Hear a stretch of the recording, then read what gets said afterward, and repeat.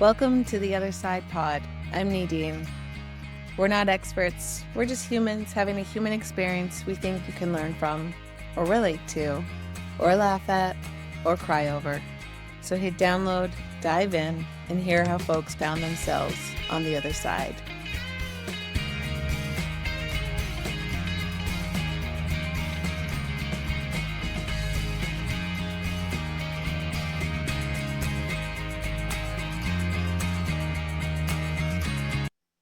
We are recording about marriage.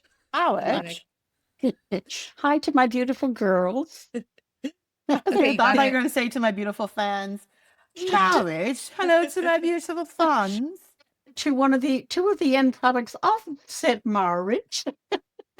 Did you see The Princess Bride, either of you? I- Where marriage comes from? Years I and did years and years not. ago. Don't you remember? Remember when he tumbled down the hill for her and he was like, as you wish. Can't share it with you, sweetheart. Can't share it with you. You never saw it. Sorry. No. Uncle Danielle, Keith took you don't us. remember. Yeah, Uncle Keith took us. Yeah. You don't remember it though? Like I do remember him tumbling down the cliff, but I don't remember details like you do. Yeah, fair. Mom, tell us the secret to a 50-year marriage. A secret. Sum it up. Sum it up, Lorraine. Get talking. I don't think there is any secret as such, honey. Geez, I should have thought about this more. I didn't think you're going to be so direct. Have you met her? I should have had some nice quotes ready. Well, I I can't- can't. My head. Trust and. I can only tell you, I guess, kind of how it worked for your dad and I. We shared everything. We both. The bank account, but we'll come back to that story. He always said it was as he and I against the world, and he and I against the three of you. So I guess a mutual desire and a mutual necessity, I guess, because we had come together as man and wife to make it work. It was a lot of hard work, but worth it, obviously, in the end. A secret to it? No, I don't think there's any wonderful secrets to it other than, I guess, staying in tune with each other. Always, and for us, it was always being in love, not mad, passionate love, but staying in love and having that feeling throughout the 50 years that we were together was special. I don't know if everybody experiences that. I can only speak for myself and Dad, and I think it was a wonderful thing to have maintained throughout our marriage. Was there ever any doubt that we loved each other? I'm sure we had little spurts when we used to, I guess, have hard days and hard weeks and hard months. Maybe we did question things, but there was always, the spark was always there. The thing that brought us together in the first place, that mutual love and mutual respect was a big thing. And I never doubted that he loved me. And I hope he never doubted that I loved him. So I think that was the core of why it worked and why we stayed together. I think it would have had to be something catastrophic to tear us apart. Infidelity would be one of them, I guess. But apart from that, that was our secret because we were always special to each other and we stayed in love. If that's not too much of a cliche, we stayed in love. You never once. Wait, did you ever not like him? Oh, lots of times. Lots of times. Did you meet him and did you meet Mom? Right. So you could be like, I don't like you, but Oh. I still love. And you don't always like how people behave. You don't always like how people respond to something that you think is rather important. But those are just ups and downs of everyday life. It was nothing like to drive a wedge between. And your father was a great talker, and he would fucking hound me and hound me and hound me to get stuff out of me. I retreat. I withdraw into myself. I prefer I prefer to work things out on my own. I don't need to talk and talk and talk, but he was the exact opposite. So I guess maybe that's why it worked as well. He was able to draw me out, but he allowed me to be quiet when I needed to be quiet. Actually, I made him allow me to be quiet. Let me put it that way. So we just worked. Sometimes people just work. There's no magic. There's no secret recipe for it. Sometimes it just works. And Dad and I just worked. How did you get engaged? Remind me. Did we get engaged? God, we never got engaged, honey. How did we actually? Dad had a fight with one of my older brothers. I think it was during Christmas time, actually. And my brother, God rest his soul, was a terrible, when he drank, he was a nasty drunk. And it was down at the house. We were going out somewhere, dressed up to go somewhere. And my brother pushed Mom out of anger for whatever reason. I cannot remember. But your dad, my Ed, reacted violently because for someone to hurt a woman and to hurt a mother, and he had a history with his own mom, and he worshipped the ground she walked on, and he appreciated mothers for what they gave to the world, and he hit him. He actually broke his nose. Did He did. So there was a big, obviously wait, one punch, kerfuffle. one punch, broken nose. Yeah. He just reacted out of like, oh, wow, that was it. It was over in a second. Anyway, we ended up leaving. I ended up going down to a friend's house, and I stayed that night, and I stayed the next night. And then he came down the next afternoon and he said, fuck this, let's get married. And I said, okay, fuck this, let's get married. So that's our engagement. That was the middle fuck of what? Fuck, like, what does that mean? fuck going back to your living arrangement. Oh, to your mom and dad's. Like, let's get you out of there. Let's get you out of there, and we can make a life together. And that was like the middle of December, and we got married 31st of January. How did you pull it together so quick? Like the wedding.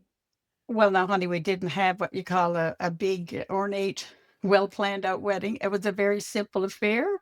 Our first big thing to get done was to get a place for two of us to live. So we had to go apartment shopping and hunting. And we found in December, yeah, between Christmas and New Year's. Because you had to have it like a month ahead of time, right, to hold it. Yeah. Because not that places were plentiful, but they weren't overly plentiful.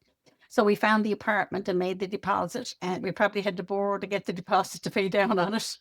Where'd you borrow from? God only knows. I said we might have. I don't know. Yeah. So that was the major thing, and then we just planned to get married. And actually the couple that owned the house where we had the apartment rented, Mr. and Mrs. Stokes, God love their hearts, Blanche and Ken. They were just like second parents to both of us. They were wonderful, and they had 4 kids. And when we booked the apartment, we were, of course, talking to him and telling him when we were getting married and all that. And she was asking all kinds of questions. And no, we're not having a wedding. We're just going to go get married type thing. And she said they had a rec room, which was just outside of where our apartment was in the basement. And she said, sure, have a party in the rec room. She said, I'll put up some balloons and whatnot. She said she can have, I don't know, 30 or 40 people. So that's exactly what we did. We had a party. We went and got married at the Basilica. And then friends and some family came, and that's where we had the reception. I guess if that's what you want to call it, but it was a party. I had my wedding dress on all night. Dad had his suit on all night, and friends just came and we ate. 3 or 4 of the girls that I worked with prepared food, salads. They brought all that in, so that's what we ate. And we played music, I guess, from a stereo system we bought that on borrowed money, I'm sure, for the apartment.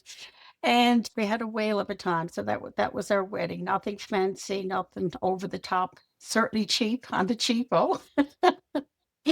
So that was it, sweetheart. That was it. Did your brother go? My uncle? Did he go to the wedding? No, wasn't asked. He wasn't asked. So many follow-up questions. How did you get a dress so quickly? Oh my God. Christy, my Beth bought at the time. Christy and I went downtown on Water Street. There was only a couple of stores to go to where you could get what we call fancy dresses.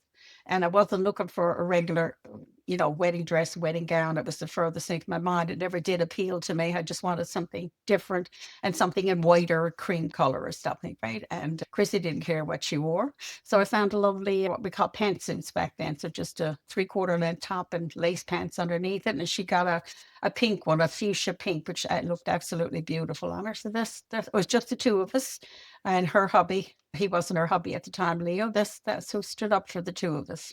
That was it. It was as simple and as you could get. I got the You and picture and the Chrissy- pictures, like that pants you had on, like So good. was so good. Like even looking at pictures of like those little fur, like what were they called? Like Oh, I Stoles? had a friend of mine, Betty Ann, God love her. She's still around and we're still friends 55 years later. She's 60 years later now, for God's sakes. She lent me her fur jacket. It was a mink, and I was, oh my God, I felt like $1 million. I don't think I ever had fur out of my life. It was just so cool, right? I thought it was the cat's meow. And it you was a look like the cat's beautiful, meow. it was a beautiful sunny day for the 31st of January. It was absolutely gorgeous. There wasn't any snow on the ground. I can't remember not having to wear boots or anything into the church. It was, I think we just walked up the steps and I don't even know who drove me there now. Actually, I probably walked up the house because I lived on Colonial Street. So it was probably a 5-minute walk. I probably booted it up. So You Chrissy. probably were late. You were definitely No, late. Dad was late. I wasn't late. I was on time. Dad was late. Actually, whatever car. He's never late. I know the car broke down. And of course you would say, sure, like the excuse, right? But he was a good 10, 15 minutes late. There was a big kerfuffle. My God, where is he? And is he coming? But that's what happened. They had to call somebody to come and pick them up, him and Leo, to get to the church. And actually, There was no cell phone to text and No. say like, oh my God, no, and I can't remember the story, how he got hold of somebody, but they probably knocked on somebody's door. Can we use your phone? I'm on my way to get married. You imagine And he must have been sweating. He Yeah. hated Oh. being late. He hated being late. And not only that, when he came into the church, when I saw him, of course, he was up at the head of it before I came in. And when he turned around, he had his beard gone, and he'd had a beard for like about a year. And he had the Right. beard shaved off for his wedding because his mom had told him, you can't get married in a dirty old beard. She hated his beard, hated it. So it was a big surprise when, not that I hadn't seen him without a beard because he only had it for about a year. But anyway, that was a big surprise as well, right? So he was clean shaven and late. God, how when old were the when two he of you? showed up. Well, Dad was 21 and I was 20, but I would have been like 21 in a couple of weeks, right? Because my birthday is the 11th of February and we got married the 31st of January. I can't even imagine getting married when I was 21. You I know. imagine? Wow. God. I know. But I do always remember you saying like that. I mean, obviously you and Dad loved each other because you could see it, but like that marriage takes work. Like it's not easy peasy all the time. So I appreciate that. You always said that. Like you have to work at it every single day from sun up to sundown. Yeah. Yeah. And especially after your life, great when you don't have kids because it's only the two of you. You know, your schedules are easy peasy. Your time is your own, and we were only into it a little over a year when you came along. So your whole world is topsy-turvy. And then the focus, of course, is children and child rearing and all that entails, it's just a complete, it's like, Christ, what have we gotten into, right? You don't know. You can read, and I never read any books on child rearing or nothing like that, never had time. But you can read all you want, you can study all you want, but until somebody throws you into it, you have no idea what it's going to ask of you, what it's going to demand of you, what it's going to take from you, but also in a wonderful way, what it's going to give back to you, which is the bonus at the end of the day type thing. And I didn't have to wait till you were in your 30s to get that. I got that when you were in adolescence, even as young children. You know, kids do give back, and that's what makes it all worthwhile, right? So thank you. You're so welcome. That was so amazing. Did you always want to get married? Is that something? Do you remember Yes. thinking I want to get married? So I guess I always did, honey. And it's funny. It's like, what else are you going to do? Like, that was the mentality that women get Yeah, married. Right. Women have children. Yeah. Women don't go to work. They stay home and they raise kids. And they have kids and they have kids and they have kids. So I never ever dreamt of it. I never ever had this dream of like what I was going to look like on my wedding day, what I wanted to wear, who I was going to marry, what type of person I was going to marry. I can't ever recall, not that my memory is that good now, and I don't have a lot of memories growing up, but I don't ever remember, wishing and hoping. And that song says wishing and hoping and thinking and praying, like no, I That didn't wasn't have you. it. Oh, and even when we got married, we never ever said, do you want to have kids? He never said, do you want to have kids? It was just, it's like, okay, if we're going to have sex and we're not going to be on birth control, we're going to have kids. But it was never a discussion. It was just such a natural progression along our journey. And Mm. thankfully, we were both on the same wavelength. It was never an issue. It never came up. And it happened. Thankfully, we were blessed with kids because we always considered you guys blessings. Do kids make it harder, though, to be in a marriage? Or does it Of make it harder? course, Does it make it easier? of course, it makes it harder, sweetheart. You don't you don't have time to concentrate as a couple. Not that you spend all your time with each other and for each other and by each other if you didn't have kids. But when you have kids, you're split. You're divided between, and divide and conquer sometimes as well. We were always united in your upbringing. We were always on the same wavelength of how we wanted you guys to grow up, and what we'd like for you to to get educated. That was our main goal, and we hope to be able to provide financially for you. That was our biggest concern as parents, but that came much later as you started getting towards teenage years, right? But the first part of it is, no, it's just kids consume every waking moment of your life. And it can make you or it can break you. It really, really Mm. can. And it can make or break marriages because if you can't come together at the end of a long, worn out, draggy, unbelievable day, uh, you're not in it together. You're not in it together. Not that one doesn't give as much as the other. It was always a game of give and take. And like I said before, the women always had to give more. It was always the mother's responsibility to do, I'm going to say 80%, if not more, of the home life and the child rearing and the scheduling and the rearranging and the all of that went over. That's just the way it was. There's nothing against dad. It's just the way it was. And it was almost like a given rule that when you had kids, it's almost like you had to lose yourself, the mother.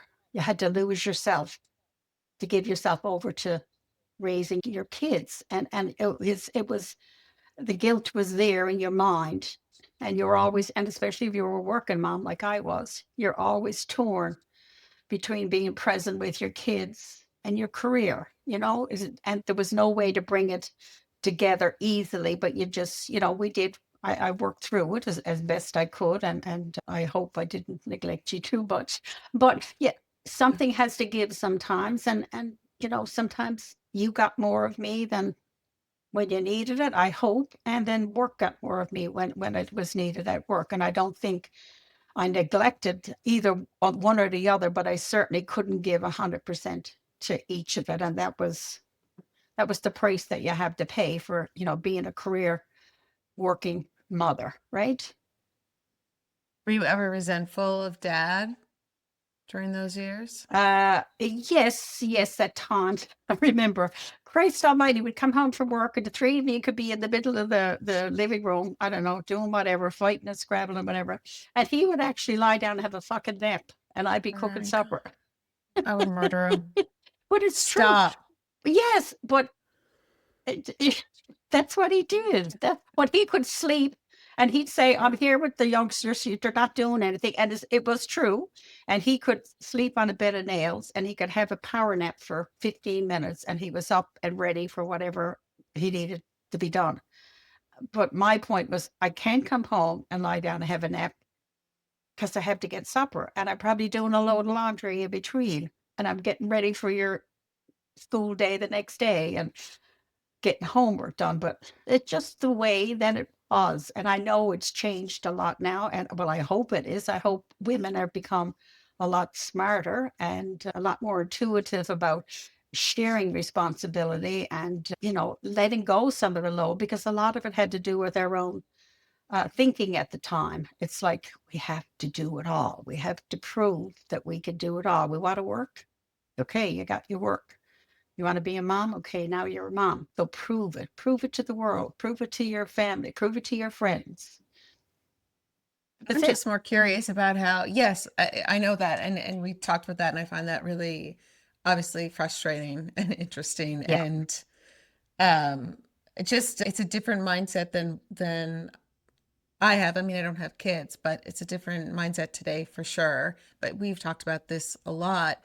I really don't know how you went to bed and didn't want to just like bite dad's head off. Like, how'd you go to bed? Give him a I'm kiss and say, I I'm love you. sure I'm sure I did, honey. I'm sure there was many. I know I went to bed many nights exhausted, many weekends. Sunday night, 6 o'clock. It was just absolutely draining. And I don't know how did we get through it? How did I get through it? Perseverance. Did you fight Like, with him though? Did you say like, no, no, because there was no point. It's just that was the time. It's hard to believe it, but that was the time. And I wasn't alone. I was yeah, among I know. tens of thousands of Yeah. young moms. And thank God we were young, because I had energy. I, Mm-hmm. I could do all of that shit and still get up and go to work the next morning and drop you where you had to go, and pick you up whenever you had to be picked up, and go do school appointments and go to medical appointments and make sure you had this and make sure you had that. And when I think back on it, I mean, it had to have been a whirlwind. But I guess youth helps you with that as well, because you do have the energy and you do have the willpower to just do what you could, because you're young. I can't imagine being 35 or 40 and having young kids and not having support, Yeah. 50-50 support. It would have to be, because you would be so drained that you wouldn't be able to do justice to anything, whether whether to your husband, or whether to your kids, or whether to your job, or your parents, or your sisters and brothers, and all of that, because all of that is also wrapped up in your living as well. Nothing else stops just because you become a wife and a mom. There's all this other drama that's going on around just too, that you have to navigate and manage, right? So So how did you all of make that. space for your relationship? Like, how did you make space for a marriage in that whirlwind? How do people you do that? you just fit it in between everything else, honey. And I'm sure our relationships probably suffered or lagged in the physical part, because we were so busy, because we were so inundated with the stress, and not stress, but the everyday challenges of getting you guys through the days. Because, Yeah. when you came home from school, it wasn't like peaceful and calm and do your homework now, kiddies, and sit at the end of the table. Now you sit there and you sit there and you sit there. And you had that relationship like all siblings. It was, once the door opened, it was, whoa. And it's Tornadoes, all, three little. yeah, It's so interesting though, because I remember, like, when you describe coming home, like, I remember just all of us sitting at the dinner table. Like, that's what we used to do, like, yeah, sit yeah, and have supper every night. Like, I don't remember the chaos. I remember the fighting for sure, but I don't remember but I remember the fighting just with me, not much between me and Nadine, because it was like 7 years was a lot, yeah, but me and Steven, oh my God. yeah, yeah. But I don't remember the chaos like with you and dad. I remember just sitting at the table and everyone just enjoying the meal, like whatever you prepared. And then knowing that, like, that's what we did every single night. Like, and I We just, do that when we were younger. I remember family dinners when I was like in university. I don't remember. I'm we sure did we it when we did. were I younger. just Yeah.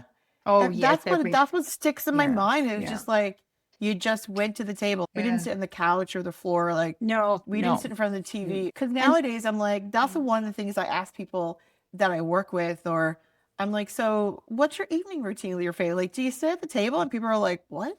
Like, no. And I'm like, wow, wow, that's wow, such a favorite memory of mine of being wow, young and wow. like watching you and dad. Because we'd be home. I mean, you guys would have to go to work so early, and then Yeah, we'd be home yeah, and going to school ourselves. And we were called the latchkey kids, like coming home Yeah, ourselves, and then you yeah. and Dad would come home together because you had one car back in Yes, the yeah, day. yeah. But Mhm. I remember like that's one of my favorite memories is sitting down and whatever you had on the go, we ate supper together. Mhm. And that must say something as well in hindsight that we didn't bring any, whatever we were feeling, we certainly didn't. Not that we didn't let you guys know, but obviously we coped. Like I said, we didn't do that to shelter you and to protect you or to think that you No. couldn't handle it.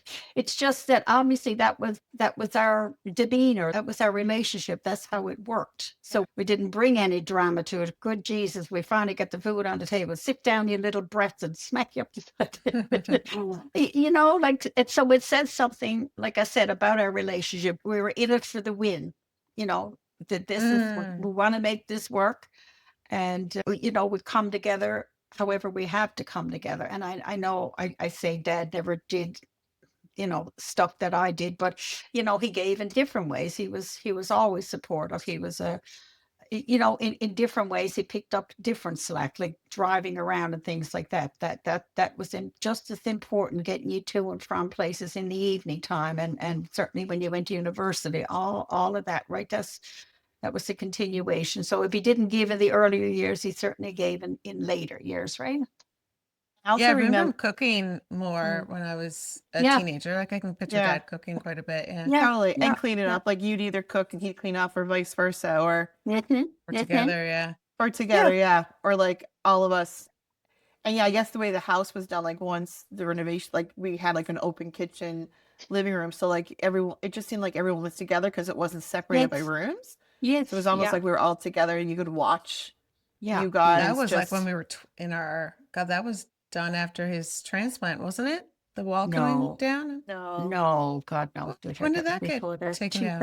I was 2000, in high, yeah, 1989, 89. I was in high That's when school. the wall between the kitchen and TV room came Oh down. no, That's no, when, that one. That was, yes, that was That there. was No, it was when he got post-transplant. sick. No, before he had the transplant. Oh, okay. yeah, But like within those couple of years, I was 25 Yes, yeah, when that wall yeah. came It down. was the Yeah. year and I between was being sick, thinking, the two times. The wall here in the Yeah. kitchen here. Yeah. I was thinking Yeah. that was even earlier. No, we No, had our You're own. thinking of We still, finally got Reno we had our own when you got your bedrooms. own room. Yeah. yeah, Because yeah. Danielle and I shared a flipping room. I mean, I was a baby. I was 7 years younger, so I didn't care. But I think how old were you when you got your room, It's Danielle? 89. I was 18. I was just 18. going to Oh my MUN. God. I was I Oh, going was to boo 11. hoo, boo hoo. I I never had was my own going room. to university. You went to Boo university and hoo. shared a super single bed with me, your Super 11-year-old sister. single. It was super twin, wasn't it, Mom? Super twin? I don't know Super, what it was super called. single. No, it's Super single. a twin and a half, so it's between a double and a single. Wow. We had very different childhoods because, Yeah. well, Yes. you moved out at 20. So then I was only Yeah. 13. So I just remember having my own room at like, Yeah, I mean, wait, you argued with Steven, then you moved out, and then Steven and I took over the argument, fighting over the remote control to watch. I wanted to watch Gem and whatever. yeah, What whatever. the hell he whatever. wanted to watch wrestling Oh, probably. But Star Trek. anyway, Me and Steve was Star Star Trek and Three's Company. Every right, me single was goddamn Gem. night. Gem versus, I don't know, He-Man, or maybe I'm going way Probably back still too Star young. Trek. It amazes me, like well, we're very different, Mom and I. I definitely express my anger and frustration, whereas you hold it in.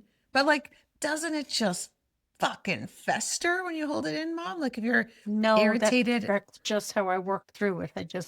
I had to let it go, let it dissipate, let it. You're like your dad that has to front on, get it out, smack for smack. Yeah, David loves it. I'm sure. I also think your marriage, like, I mean, what- yeah, I have fond memories of watching you and Dad. And like, obviously, we learned from you guys, whether it's intimate relationships or friendships. I think we learned a lot. But also, like, you guys, you had friends. Like, you always made time Yeah. for your independent lives as well. But I remember being taken around to parties and Almost your sleep on the coats, on the bed.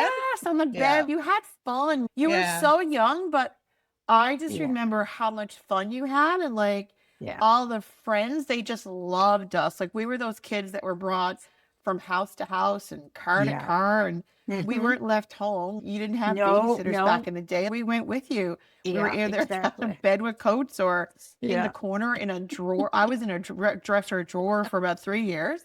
Yeah. Like, I just love that part that, like, Mm. I remember laughter. I remember, like, Oh. foolishness Mm. and, like, just being surrounded by, like, people, like, and the Mhm. I friends, think those friends are still in our world now. Yeah, I think we need absolutely. to Same come friend. back to this friendship, but I think you need to explain what you mean by I was in a dresser drawer for 3 years. Because that's Not 3 please years. explain.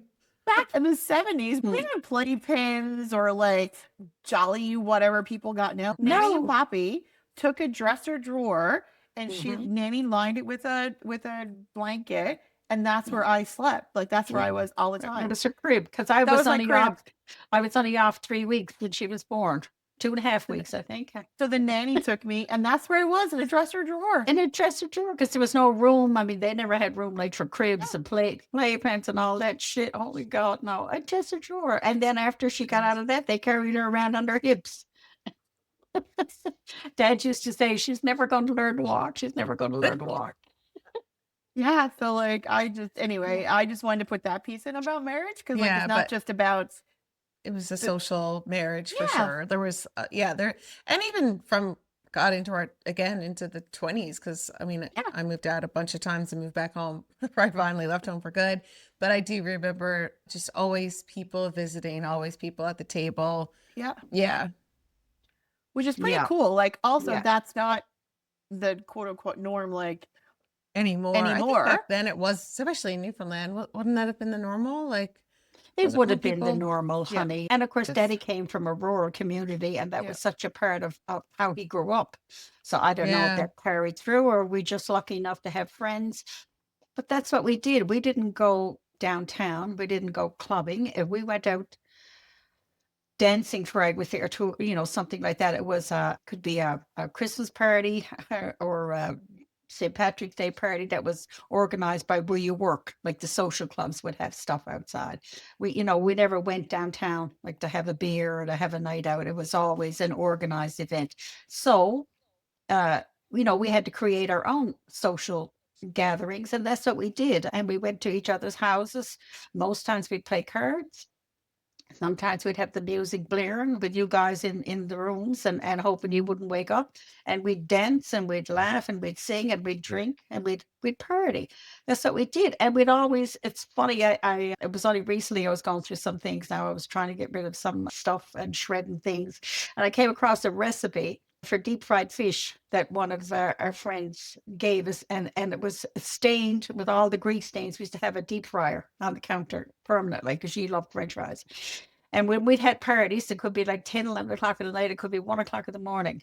And we'd put on a feed of either deep fried wings or deep fried fish and have homemade fries with that as well. And there was grease stains, all of this. I should have had it framed. I thought, what memories were in that little piece of paper that were folded out, and it was signed. It was Ed Power. His name was, and I had it signed Ed Power, and he's long gone. God love his heart.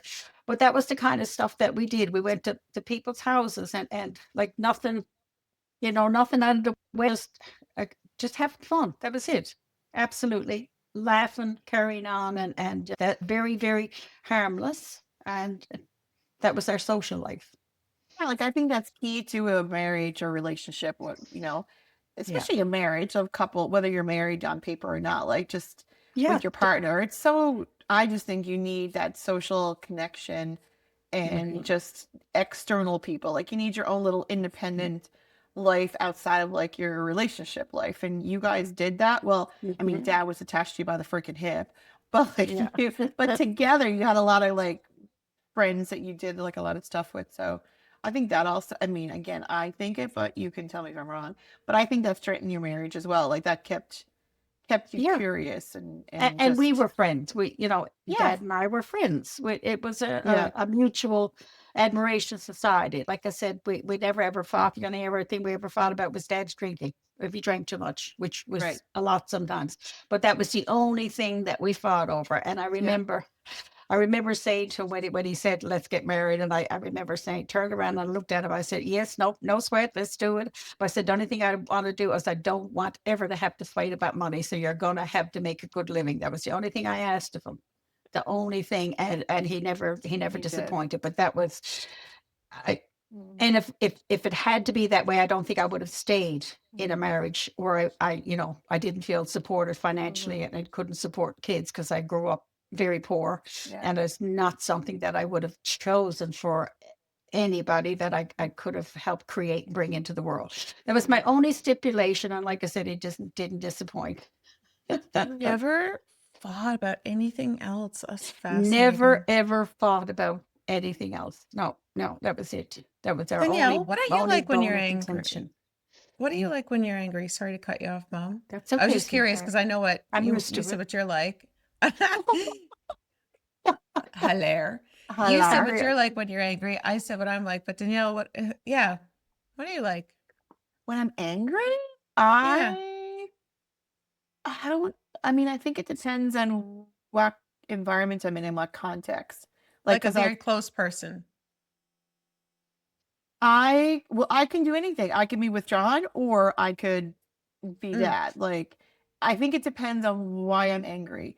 If it's something that's against me, like if someone's questioning what, like, loyalty or work ethic or honesty, I can flip a lid. I can be Hulk Hogan. Or if it's just something that is minuscule in my mind, I can let it go because now I pick the hill I'm going to die on because it's not, sometimes you just can't win an argument. So, but if I need to, I can be very in your face, I guess. I try not to be like reactive, but I definitely can be. And I definitely have lost my cool in certain situations in previous years, but I can let things go if it's not about my character or somebody else. I probably will get more angry if someone attacks somebody else besides me. Like, Yeah. you know what I mean? Like, get real mad on behalf of people. I get really that you mad on love. behalf of people. Probably That's get probably that from your dad. I get that from Yeah. Dad for sure. I Yeah, can lose yeah. my marbles if someone's, if they go against you guys. Like, I will fight to my death Yeah. for Yeah. you or for Steven or the boys. Like, Mhm. yeah, like don't fuck with my family. My fam jam. My fam jam. You fuck with me, I can deal with you. Don't fuck with my fam jam. I think it's a All really kind good of trait bitch. to just suck it. Bitch. I think it's a good trait to have to know how to respond and how to react in different situations and to be able to control it. And that takes maturity. Maturity, like- Yeah. Like I said, I'm very reactive and I can, poke fun at myself. But I hope I do. I try to do it in a respectful way, but my tongue can definitely get ahead of myself from time to time. And I'm learning as years go by. Yes, Same. sweetheart. Of course, this life teaches you so many lessons. So many Mom. lessons, honey. Yes. You and dear. Dad were together 50 years when he died, right? 50? We were married for 50. We were together probably 53. Yes, sweetheart. And well, really together since we were 16 because we both started work at the same place, right? You never fell out of love. And you knew it because never why? ever fell out of love. Never ever doubted that he loved me. And like I said, I hope he felt the same way, but never crossed my mind. How do you even know? Like, how do you know? You feel it. You feel it. You can't deny it when you feel it, and you can't deny it when you don't feel it. You can have all of the right reasons for staying together and all of the what you think are the magic bullets. You're on the same wavelength and you manage things the same way. Your finances are great and all that. But if you don't feel for that person, that's something special. Just nothing going to make it work. Nothing in the world that would make you. Well, I wouldn't stay if I didn't feel that way about somebody. But that it's you can call that magic. It's a magic feeling. You can't seek it. You can't strive for it. It's just something that when you see somebody and you connect with somebody, it's there. It hopefully is there forever. and we just never lost it. And I'm sure there was many times I thought, and I did. How did I get so lucky to love somebody? Not lucky that God, he's a great guy, and he's this and he's that, which he was. But how did I get so lucky to feel this way about somebody for that length of time? It's fascinating. It's really fascinating because you think, yeah, there was lots of things he did that were irritating, aggravating, annoying, distressing, all of the above. But still, through it all, I always could look at him. Sometimes I could spit at him, but always could look at him after I spat. I still loved the fucker, right? Right. The Were big you thing is- always attracted to him? Yes, yes, yeah. Always. It's a physical, yeah, it's a physical. There wasn't a phase thing. in life where you were like, No, God, I can wish we- he dressed Except different. when or... I met him once I fell for him, that was it. Not first. I didn't like him at Yes, like all. go back to that story because he basically Oh, yeah. stopped you. Yeah. Oh, that's what. Oh God, that's when we first met. No, Yeah. I just thought, oh God, I don't like him. No, Hi. I mean, he was good to look at. He had a physique like people working out in the gym for 10 years would never get. You know, he was solidly built. He had a beautiful body, great wide shoulders, narrow in the waist and the hips. It was Elvis Presley sideburns. A full head of hair. You'd never believe when he had a full head of hair. But I just wasn't attracted to him. I did not like him. And just over time, and my girlfriend at the time, Chrissy, still my girlfriend, and she was going out with Leo, and they crucified me. Ed wants to go out with you. Ed wants to go out. No, no, no. And I've told you many times before that nowadays he'd be called a stalker because he crucified me to go out with him. Crucified. And there was no cell phones. Wherever I went, he knew where I was, and he'd call. And I was only at a couple of different places, so it wasn't hard to track me down. But he'd call. He was persistent. I have to say, he was the most persistent person I ever met. And what made you do the switch, do you think? Like, what switched you I don't from- know. I don't know. Once I agreed to go out with him, and then I guess they say I fell for him. I just felt something towards him. I just did. It wasn't an instant click, but it wasn't long after, the first date and then the second date. And I think we became friends first through work because as I got to know him at work and got to know his character and saw what he was like with his work life, because that was a big thing as well, and how he dealt with colleagues and his counterparts at work and his respect towards people, his respect for his own job, and how he looked out for other people. It was almost like building blocks. And then when we went around the bay, and he was from Northern Bay, Christy and I went over and we camped on the beach. And of course, it was through Dad that he said, come on over and camp when we were on holidays. And I got to see him through different eyes, through his relatives and friends in Northern Bay who he grew up with. So I saw that kind of interaction. So I got glimpses into who he was as a person. And that kind of drew me to him, and I was drawn towards certain qualities.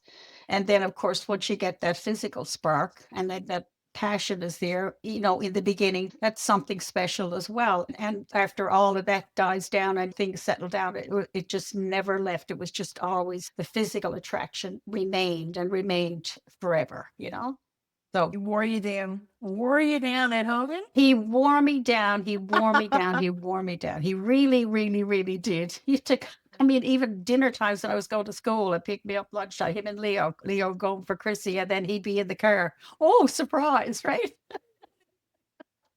Oh, That's surprise, great. Eden's here, right? So, persistence played out well for him, I have to say. And played out well for me, very well for me. And very well for us. Nadine, very can well you for you, Brandon. imagine? Can you imagine Lorraine Rochford as a 20-year-old? Like, Yes, because there's a photo of her with her girlfriends on a boat with like a cans of beer.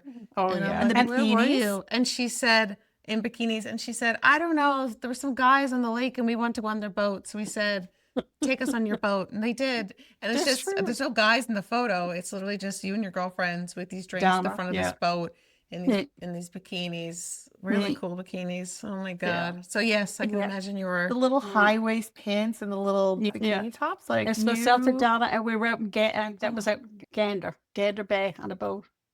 no And wonder quite- Dad was quite enamored by her. harmless. Right? But how Wait, harmless? there's- Yeah. How harmless? Sorry, what?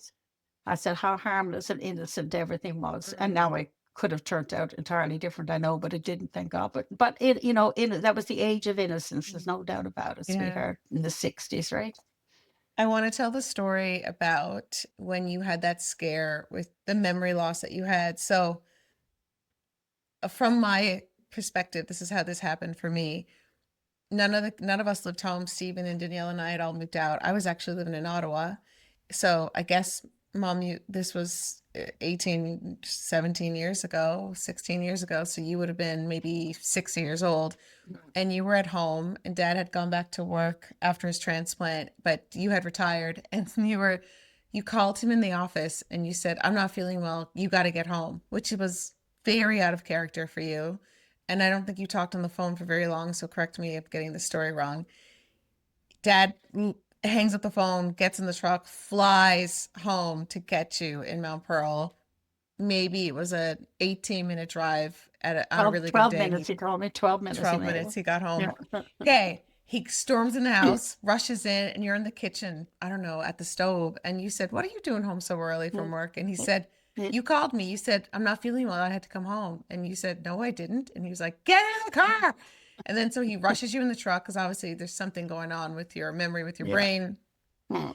And on the way to the hospital, he's asking you questions like, "Do you know what day it is? What's your name? What's your maiden name?" All these things. And he's trying to assess like what's happening. You're starting to understand like that you had made this phone call, you couldn't remember. So you know something's happening. And then somewhere between the house and the hospital, you said, "Ed, listen to me. There's a bank account that I've never told you about. And if things go wrong for me, here's the account number. Here's the PIN, and here's here's the PIN, here's the access code. Do not let that money go to the government. Like, you got to claim that money." And like, I mean, David's dream is that I've gotten money hid somewhere, but I don't, honey.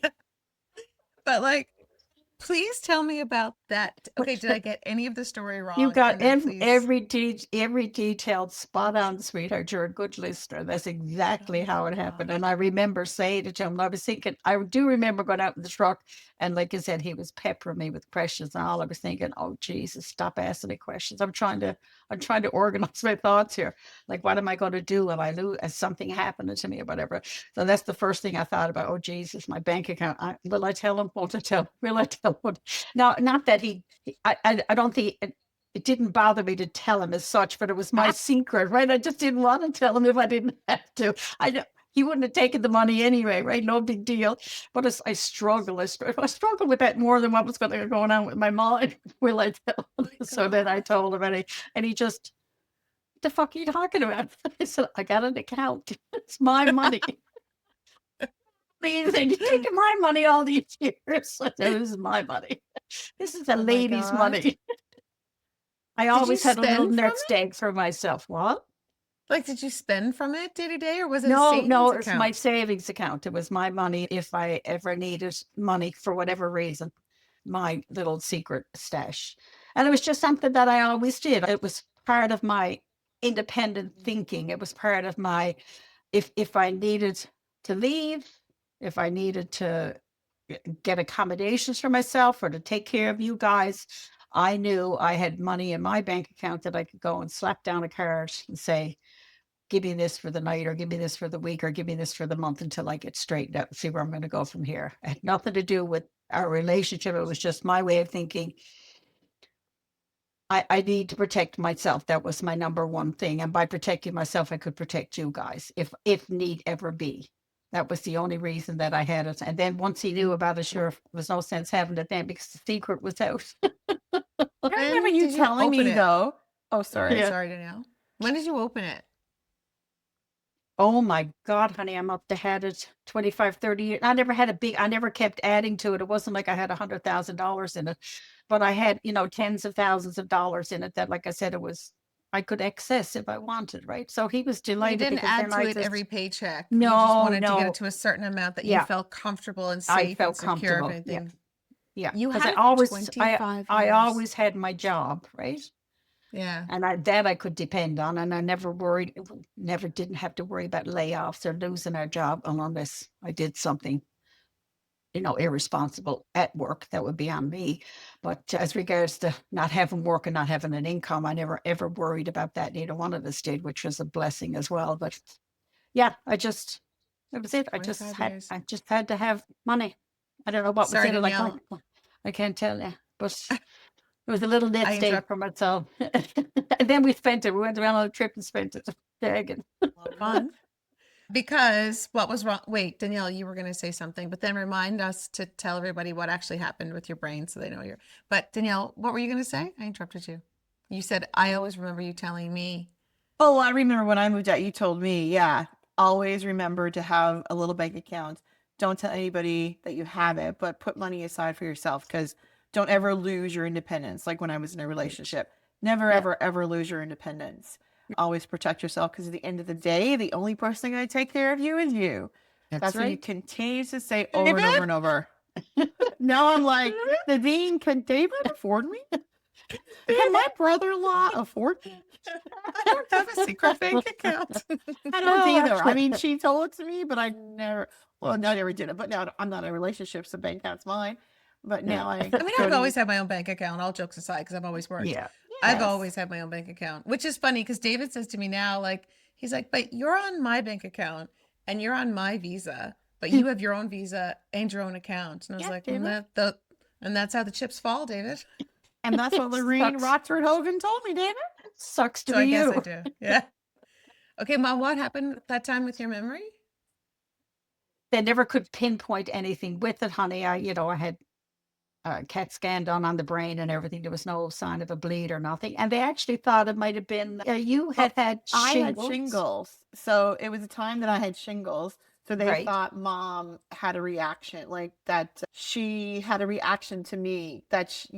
You didn't get shingles, but they thought I had shingles the year before. Right. And then you got it. Yeah. And then when this happened, they said sometimes with the reactivation of the virus, although there's no physical signs, sometimes that can cause brain lapses or whatever they said like an at the infection time. in the brain or something. Yeah. Yeah. So then So Dad did they give blamed you- me. Yeah, obviously. Dad blamed Did they you. give you medication like antibiotics? No, nothing. They kept me there for, I think I got home probably after supper that day because they kept Yeah, it me was there only in a the few barge. hours.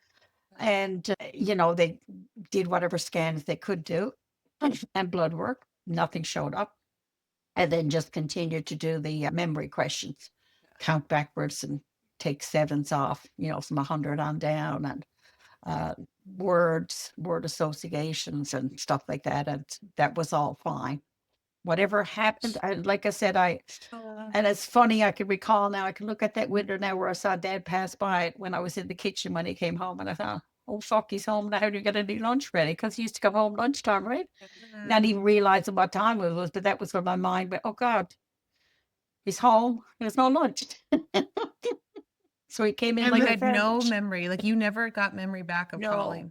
And it still amazes me. Yes, imagine picking up the phone and not being aware that you dialed this, and even to remember a number.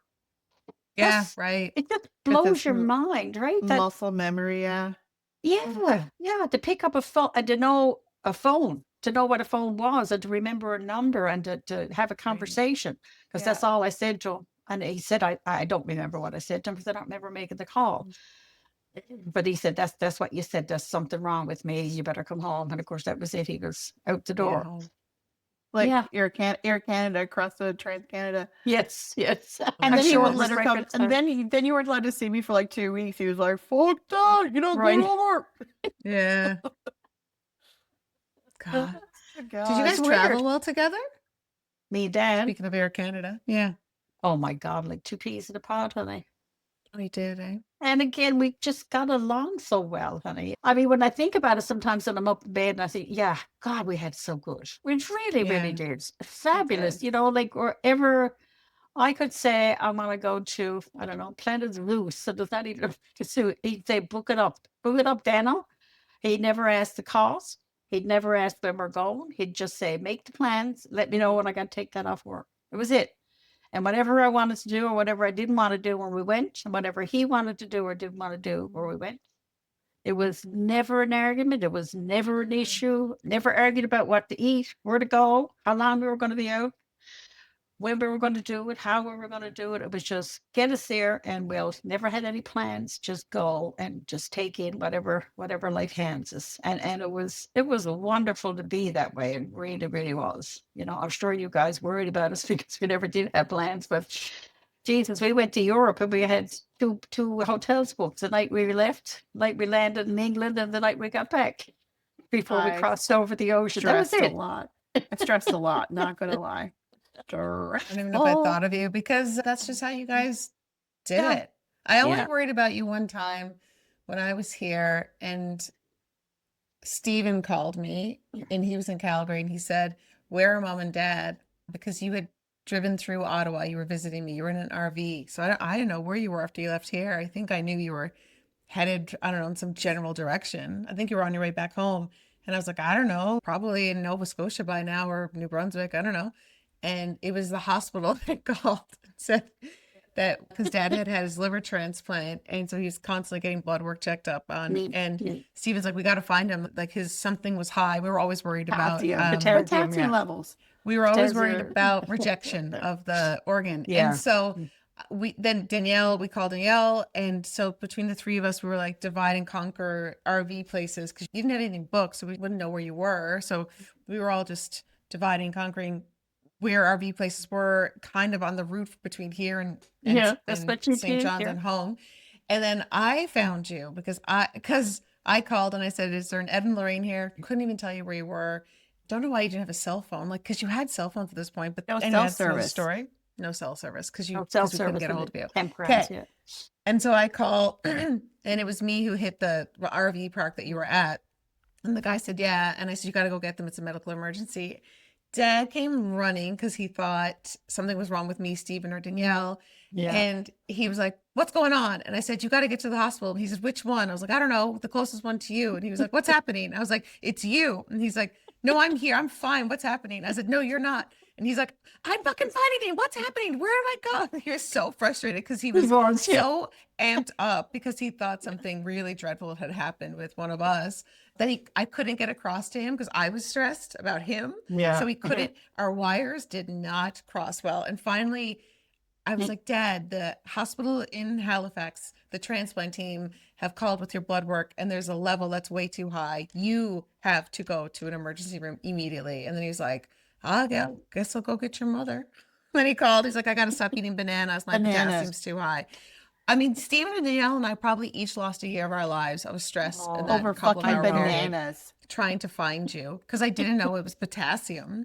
And even if I Yeah. did know it was potassium, I would have known what that meant. I would have been like, his body's kicking out his liver. I didn't know. Yeah. Anyway. Yeah. And a potassium level can lead to heart attack and stroke. So it was a cause for concern. But it was because when he had eaten a full bottle of pickled beans and 3 or 4 potatoes for did. supper. So that and And bananas then went and got his afterward. blood work. And then got his blood work done. And then got his Yeah. blood work done. Who Why does not? that at home? That is the only time I worried about you guys traveling. Good. Because, Glad you well, didn't worry also we about were us, honey. younger. I mean, but Danielle is a worrier. worried every time.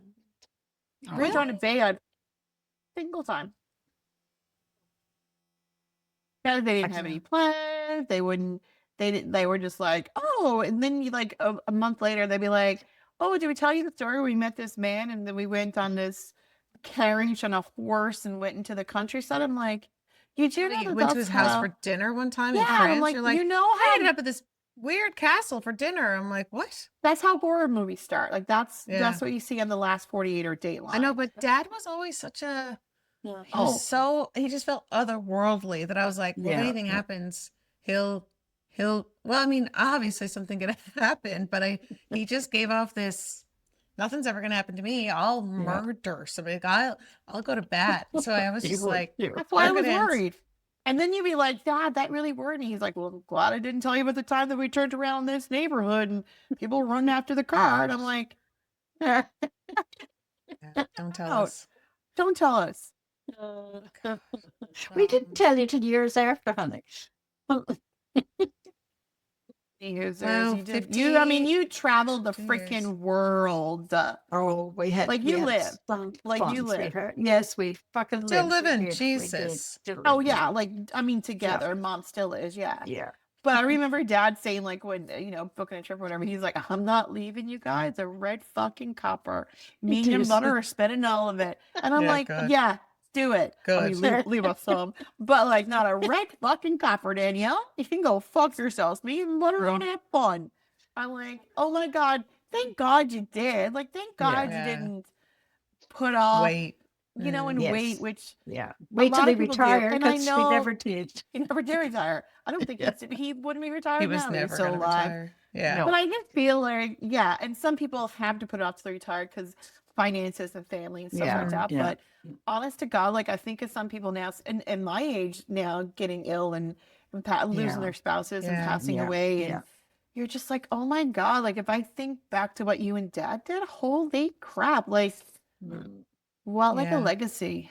Yeah, to be able Yeah. to do it, like you said, Yes, financially, honey, is a big thing. yes, Where that's what we spent our money on. Once you got yes, educated, whatever we made was fun money. yeah, Yeah. It's just what were we saving it for? You didn't need it. You were well on the yeah, way to, establishing yourselves, and that was our only concern. And once that was taken care of, yeah. sure, it was only on each other. So we spent it on Yeah. each other and enjoyed Which is, every single minute of it, honey. Never yeah. ever had a racket on the road, never had a disagreement or an argument. It was absolutely, my God, we traveled. How many Oh, miles did we oh, travel in those RV trips, right? oh Right yeah, down to, totally. we went down as far as West Virginia one year and And with the dogs Nashville too. with the dogs in tow. And I think the dogs only got sick once. That was it. Mm. I mean, everywhere we went, they came with us. Yeah. How blessed, honey. I Yeah. know. It But was also magic. It was like magic. it was magic. Also, How like, nice to. Sorry, go. I was gonna say also like knowing mom now without dad, like I like to pick dad's brain a little bit I about know. dealing with mom because like we thought mom calmed dad down, but puffy the Jesus. Dad, Like calm now down, I'm Roch. like, Dad, thank you. Like, how the fuck did you deal with her for 53 fucking years? My mom and I, we traveled to Spain together. We were arguing in the airport because I threw out her water bottle. I mean, I don't know how that man did it. I mean, he definitely was Sorry, that was enthralled my with you. fault. Enthralled with you because you. Yeah, he used to give me my own way, I have to say. Oh, did you Oh, you think? think? I mean, yeah. Or the alternate would not have been well for Ed Hogan That's right. That's or right. us. Oh my God. I know you've kind of ruined it because sometimes I'm like, but David, I want to do this. And he's just like, yeah, I don't, not to tell you, I don't. I'm like, Just not doing it. Oh, Ed shocking. Hogan. That took a while to get used to. I think, yeah, like, oh my God, I am shooketh by you, Lorraine Hogan. But what You I shouldn't think be, like sweetheart. Oh, one of the best things to think about is that you just loved spending time together. Like, and I Yeah. think of that, like Yeah. sometimes I'll be out with, I don't know, I'll just be somewhere and I'll be like, oh, I wish David was here. Cause I just like actually really like hanging out with him. He's my favorite person to spend time with, So like Yeah. that speaks volumes for Oh, when cause I do get irritated or when we're arguing or when I don't like him very much, but I still am like, oh, I still wish he's here. And even sometimes like he'll travel with his friends for a ski trip or a golf trip or stuff that I don't do and I have no Yeah. interest in. And I'm like, oh, I'm gonna get a few days on my own. And equally when I go somewhere without him, he's like, oh, I'll get some time by myself. But I give it like 2 days and it's like, oh, it'd be nice if you were here, Like so Yeah. yeah, Yeah. that speaks volumes. it's so It nice. does. It And like does. who knows our Yeah. future, but I gotta say the foundation is pretty strong when it's still someone that you wanna spend time with. Yeah, you want to look across the room at and just give that. Let's get the fuck out of here, and you don't even have to say the word, and you're gone. Yeah. Yeah. You Or know, imagine that like if you're somewhere without them and they showed up unexpectedly, they're like, oh, like, instead Yeah. of being like, Yeah. oh, because I've definitely Yeah. been in relationships where someone's walked in, I'm like, God, that's who I'm with. Yeah, and I think you and That's David Really like wasn't the right mom and person. yeah. I think you and David though, he challenges you, which I think dad also challenged mom. Like I think that's Did he?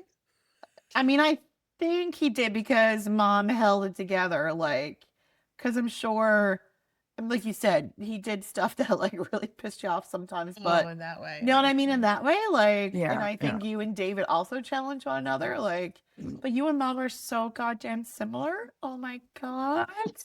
And I see, like, when I'm there with you and David, and like, I can sometimes look at David and go, thank you for loving my sister. Like, I look at Mom and say, thank you for loving Dad. Like, thank you for saying yes. Dad, thank you for loving her and staying with her. And now I'm like, David, thank you for loving my sister. Never leave her. She's so easy and lovable. She's so easy and lovable. And same with Yella and Steven. Like, thank you for loving Steven, because Yeah. Yeah, none of us are the, I don't know, not None the of us are easiest, easy, but but like, who that's- wants easy? Who Boring. wants easy. But Yeah, I think I know. humor is a wonderful gift to be able to share with somebody, you know, to be on that Agree. same plateau sometimes. And like I said, just to give a look or to say a little snide comment, and you know, you get it. He gets it. Yeah. She gets it. Yeah. And you don't have to second guess it. You don't have to explain. You just get it. You get Yeah. you get me, and I get Yeah. him, right? And humor can take you through to a lot of disagreements, to a lot of settling in. You know, Yeah. it helps. It really, really helps. It helps in the dark times as well, because Oh, there yeah. are dark times. You know, that is a gift. That's another Yeah. gift that we had, that we shared, right? One of the best piece of advice you ever gave me, I was only with David a couple of years, but you and I were talking, I think one of my cousins was getting divorced, and it was just, we were having a conversation about divorce and marriage. And at the time, you and Dad, I guess, were together, I don't know, 35 to 40 years. And I said, how do you find something to talk about after being together 35 years? Don't you know this person inside out by now? Like, how is anything surprising, or how does the conversation continue to move forward? And you said, because, life happens around you and with you and to you and for you. So you were always growing and you were always changing and evolving based on those dark times or Yeah, really fun, blessed times. And you said everything that's going to happen to you each individually and together and to your social group and your families is going to shape you. And then you either, kind of, you grow apart and come together, go apart, come together, or you completely grow apart. Right. So it's like you said, if you find yourself together after 35 years because you still want to be there, you have changed. It's not the same conversation. People do surprise you because their lens shifts. So anyway, it was really great advice, because I'm like, right, it seems so obvious, but you don't think about that when you're, I don't know, 30 or however old I was, but it's so right. Like when I think of like when Dad died, I fell more in love with David because I couldn't imagine how he would have shown up for me in that experience. I didn't even know how I'd want him to show up. But I remember months and months and months later realizing that the way he showed up was from such a deep, deep well of love and his own grief, because he loved Dad a lot and our family. And I'm like, oh my God, like it made my love for him grow. So I can only imagine, 35 years in. Anyway, so that was a little secret you told me. That's not so much a secret, I suppose, but just that's just life, Like, not anymore. Yeah. But it was like, I just didn't get it at the time.